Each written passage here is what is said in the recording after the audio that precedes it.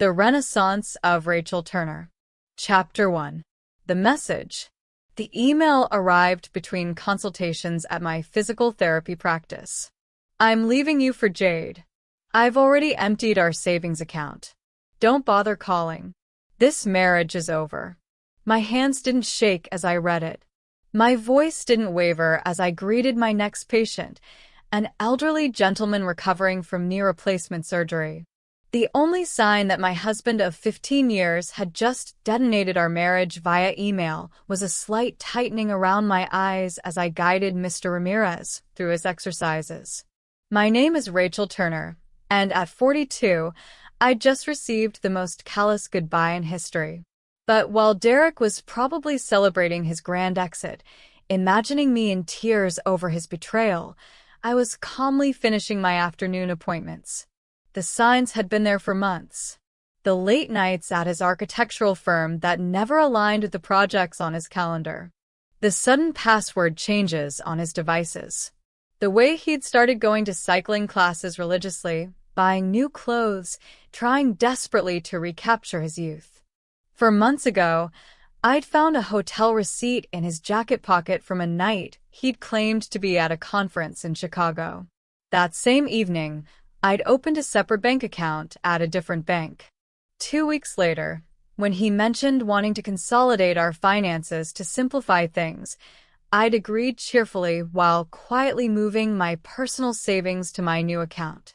The joint account he'd just emptied contained exactly enough to keep him from getting suspicious, about 3 months' worth of regular deposits. The rest was safely tucked away, along with detailed records of every suspicious transaction he'd made over the past year. My phone pinged with another email. Don't try to fight this. Jade and I fly to Austin tomorrow to look at condos. I'll send for my things later. Jade. His 26-year-old assistant. I'd met her at the firm's holiday party, watched her laugh too enthusiastically at Derek's jokes, noticed how she touched his arm when she thought no one was looking. She was young enough to be his student, naive enough to believe she was special. I didn't respond to his email. Instead, I called my lawyer, the one I'd consulted 3 months ago when I'd found the charges for a weekend getaway on our credit card statement. It's time, I said simply. He just made his move. The papers are ready, she replied. I'll file them first thing tomorrow. Do you want me to have him served in Austin? No rush. Let him think he's won first. Another email from Derek. I know this must be hard for you. You're not getting younger after all. At least you have your little practice to keep you busy. My little practice. The successful physical therapy clinic I'd built from scratch after putting him through architecture school. The one that generated more income than his associate position at the firm. The one whose profits I'd carefully kept separate from our joint finances. I smiled, thinking of the certified letters that would greet him in Austin. Chapter 2. The Aftermath. I spent that evening in our house, my house, since I'd purchased it with an inheritance from my father and kept it in my name despite Derek's repeated suggestions to add him to the deed. Another fortunate instinct that had paid off. While organizing the paperwork my lawyer would need, I found our wedding album. Derek looked so different then, before his midlife crisis had transformed him into a caricature of his former self. These days, he wore clothing too tight for his softening middle, tried too hard to connect with the interns at his firm, used slang that sounded ridiculous coming from a man of 47. My phone kept pinging with emails from him, each more condescending than the last. I've been planning this for months. Jade understands me in ways you never could. You'll be fine. Maybe you'll find someone more your own speed. Already told my parents.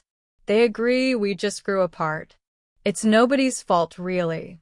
I screenshotted each message, adding them to my evidence folder. Let him dig his hole deeper. My lawyer would love his casual admission of premeditation, his gleeful announcement about emptying our account. The last email caught my attention. By the way, I used our joint card to book our flights and hotel. Consider it my parting gift. LOL. Perfect. I called the credit card company. Mrs. Turner speaking. I need to report fraudulent charges and cancel a card immediately. Of course, ma'am. Can you identify the charges? 2 first-class tickets to Austin booked today. Hotel charges at the Four Seasons.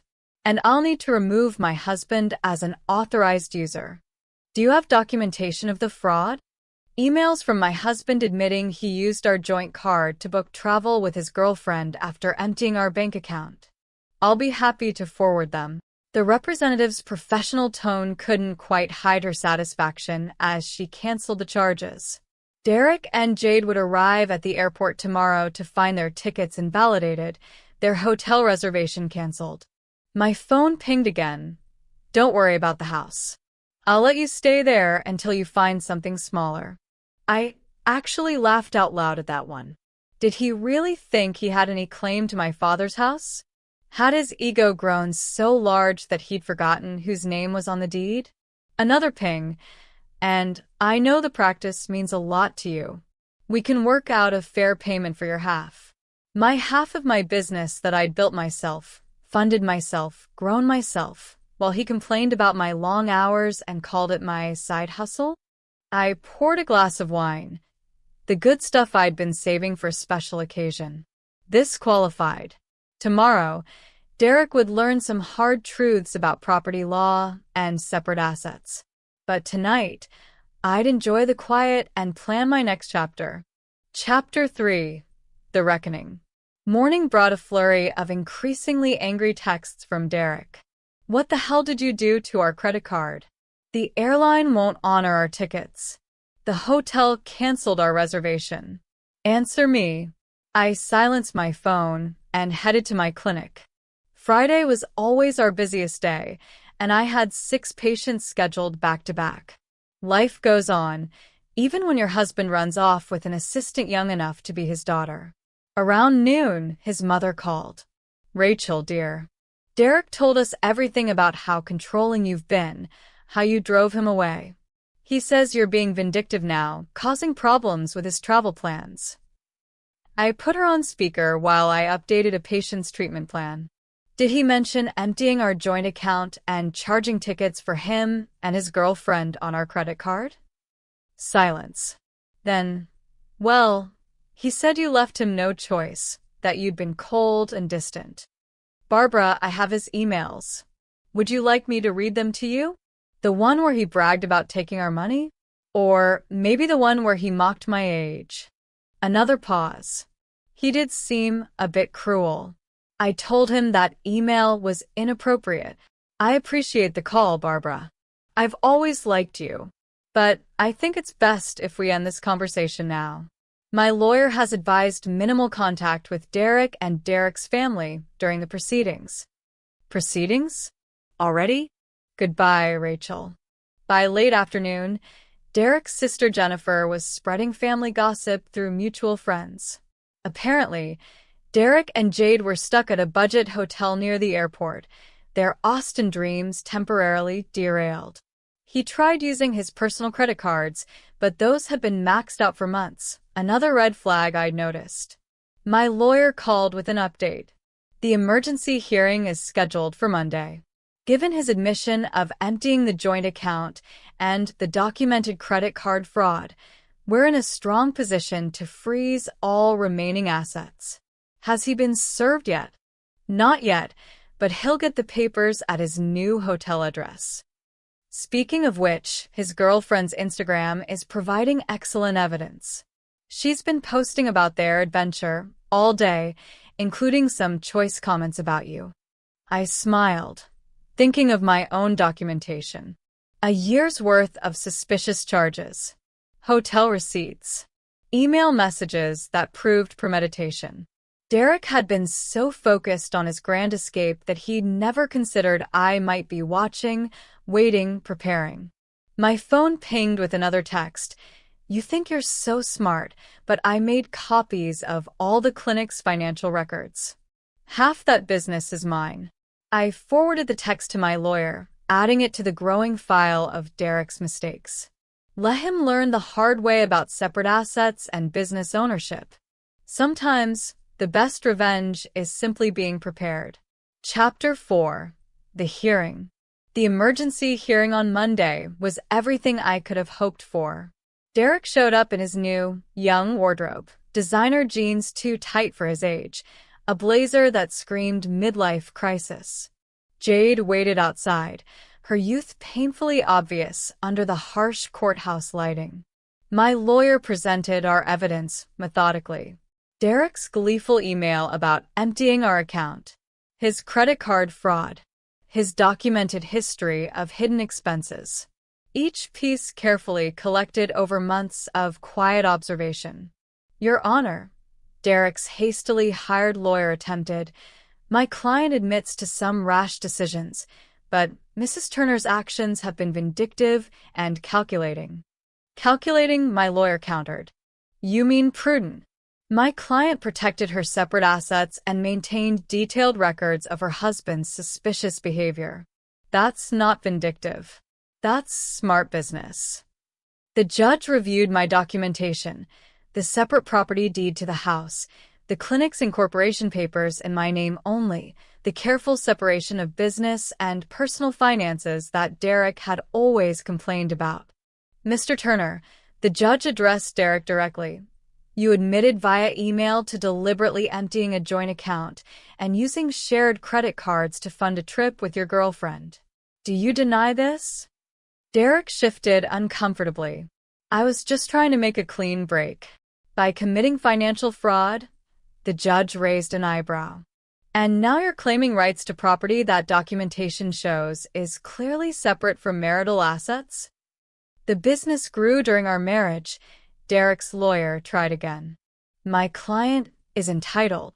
The practice was established before the marriage. My lawyer interrupted, and Mrs. Turner maintained strict separation of business and personal finances throughout. We have documentation of every penny invested and earned. I watched Derek's face as reality started sinking in. He thought this would be easy. Empty our accounts, run off with his girlfriend, maybe claim half my business in the divorce. He'd never bothered to understand my insistence on keeping things separate, had mocked my careful bookkeeping as obsessive. The court finds sufficient evidence of financial misconduct, the judge announced. All shared assets are frozen pending final dissolution. Mr. Turner is ordered to return any funds removed from joint accounts within 24 hours. But that money's gone, Derek protested. We spent it on. Then I suggest you find a way to replace it. The judge cut him off.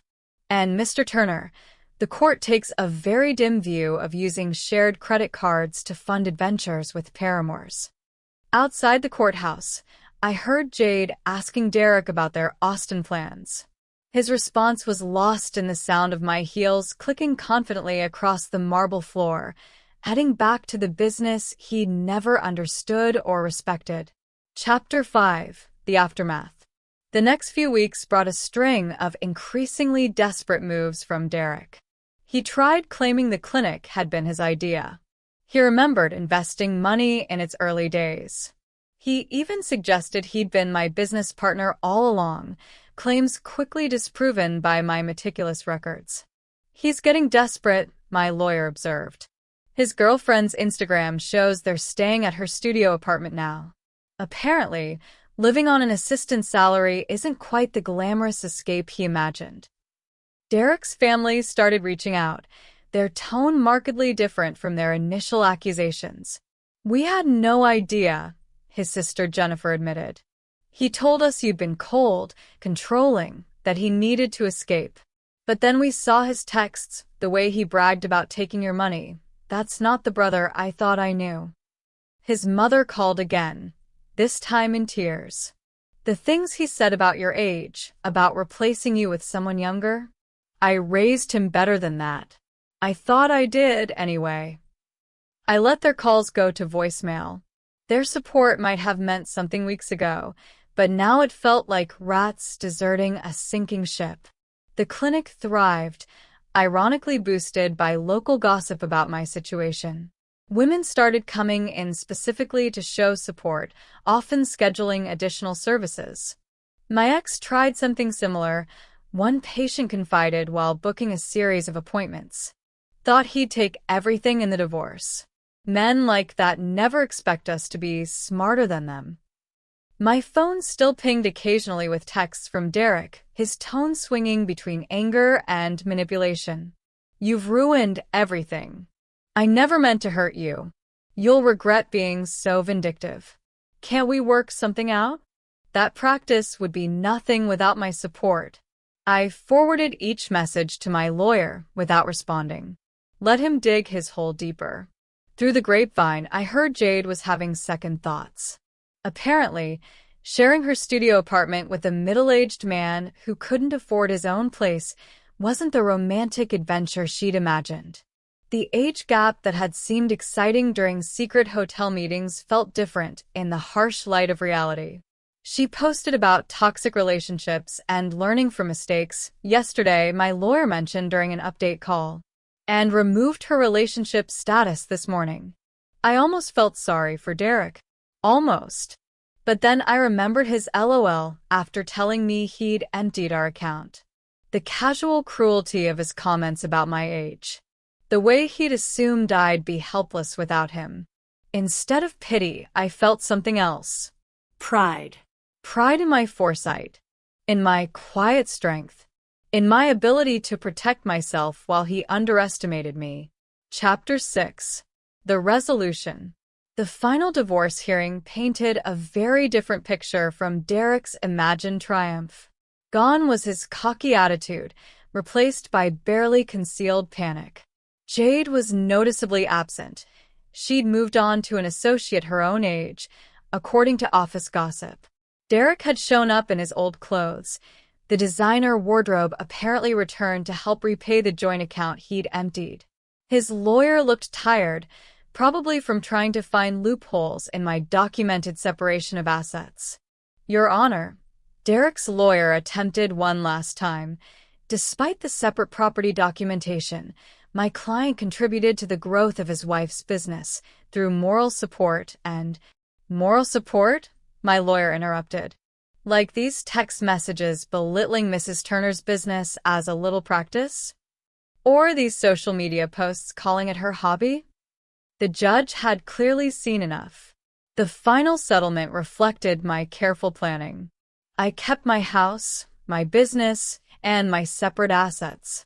Derek got his personal possessions and his car, which was worth less than he owed on it. You've destroyed me, he hissed as we left the courthouse. I'll have to move back in with my parents. No, Derek.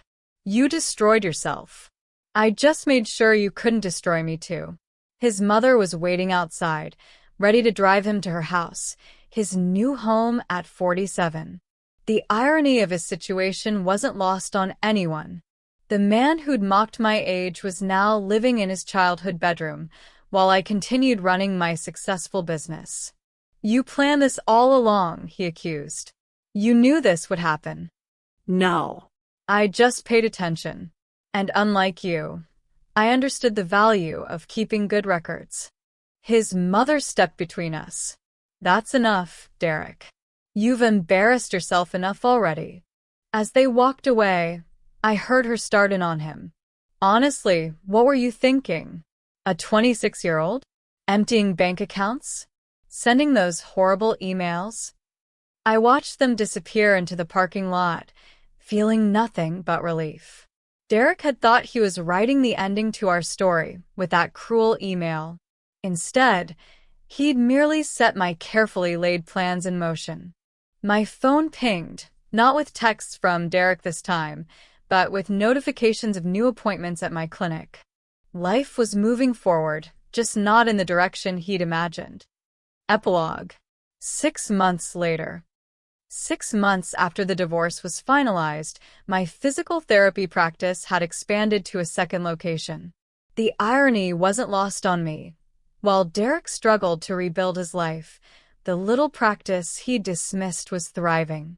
I'd hired 4 new therapists and launched a specialized program for senior athletes that was gaining traction nationally. News of Derek's situation trickled back through mutual acquaintances. He tried dating apps but found women his age weren't interested in a middle-aged man living with his parents. Younger women, having heard about his history through professional gossip, steered clear. Jade had apparently warned her friends about him, sharing screenshots of his desperate attempts to win her back after she'd left. His career suffered too. The firm's HR department had launched an investigation into his relationship with a subordinate, resulting in a formal reprimand. The partnership he'd been expecting went to someone else, someone who didn't have a history of inappropriate relationships with assistants. He tried to claim age discrimination, Jennifer told me during an unexpected visit to the clinic. Said they were punishing him for dating someone younger. HR just added that complaint to his file. I was surprised to see his sister in my waiting room, but her presence spoke volumes about how thoroughly Derek had alienated his own family. "I know we didn't support you at first," she admitted, watching our efficient operation. "He played the victim so well. But watching how he handled everything, how he acted afterward, I'm ashamed we ever believed him."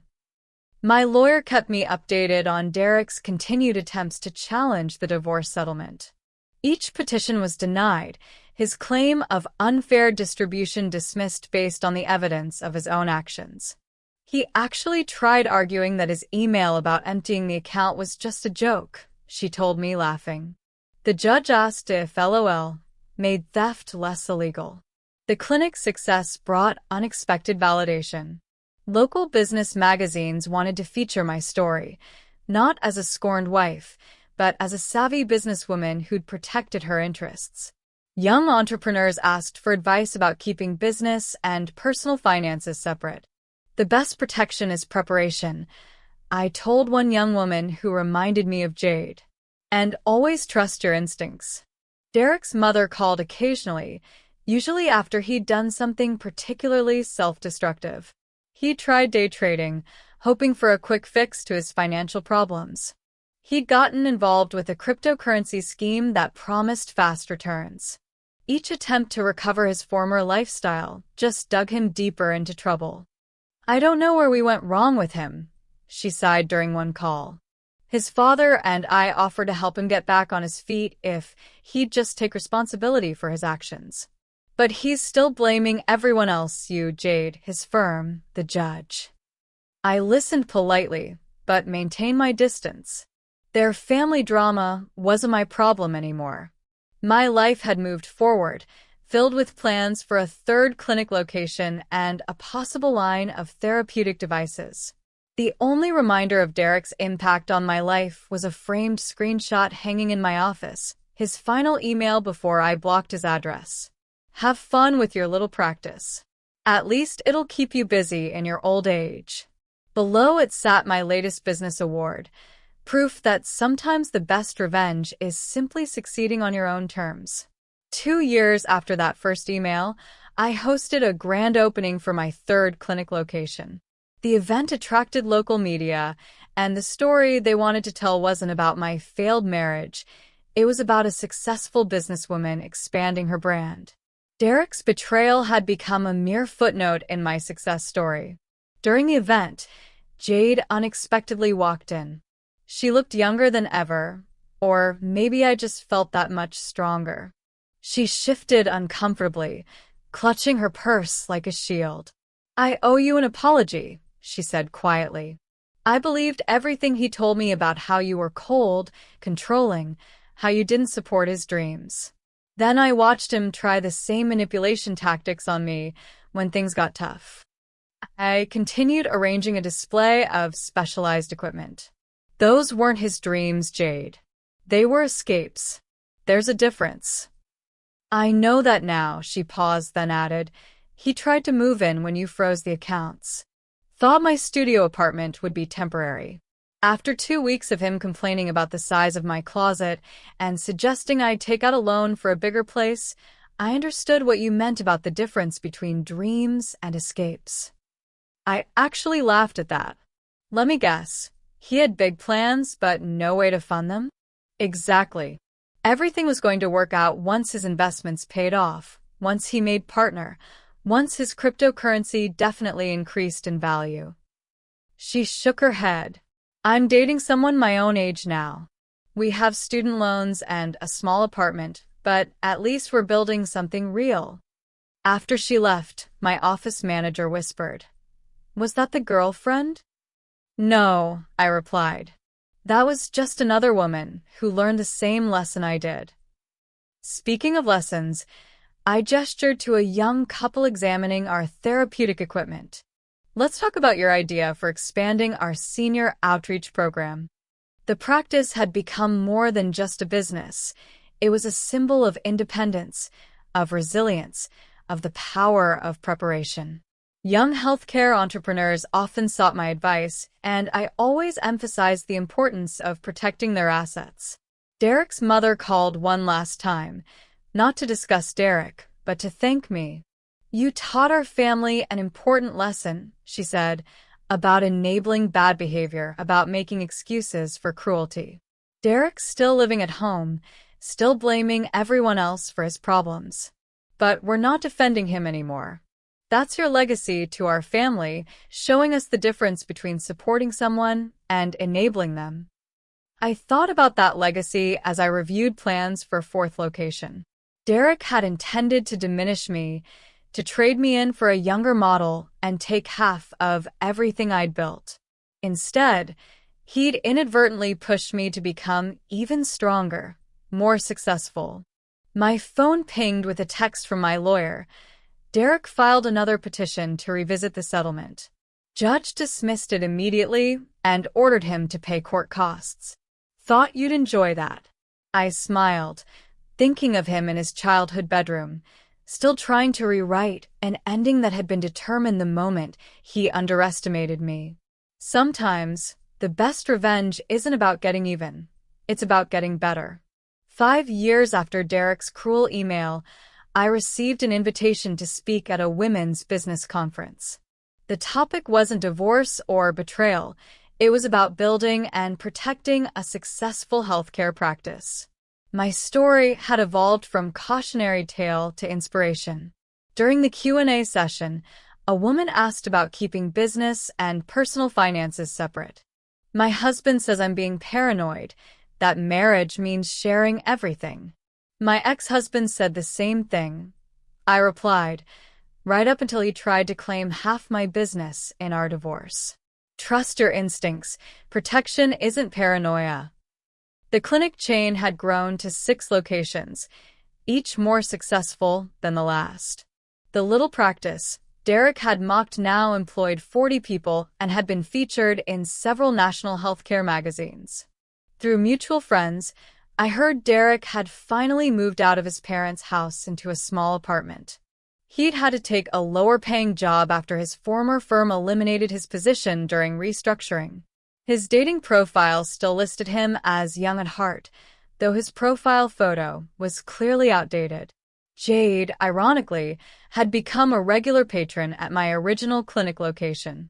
She'd earned her MBA and started her own digital marketing company. "You inspired me," she told me once, showing how a woman can build something lasting instead of falling for empty promises.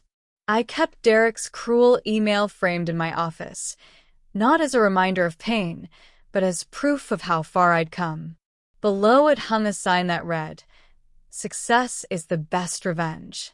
At the 10-year anniversary celebration of my original clinic, I stood addressing my employees and loyal patients. The space had been transformed from a single little practice into the flagship location of a thriving healthcare enterprise.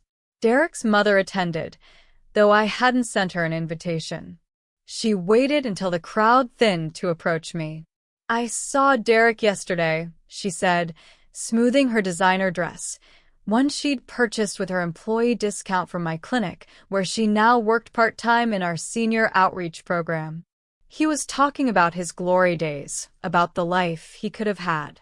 He still doesn't understand that he didn't lose everything in the divorce. He threw it away."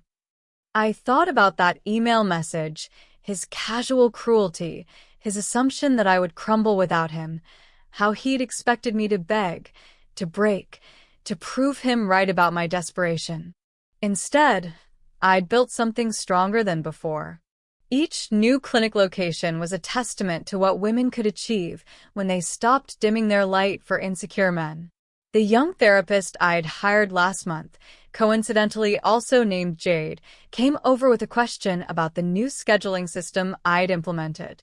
As I explained the process, I caught a glimpse of my reflection in the clinic window.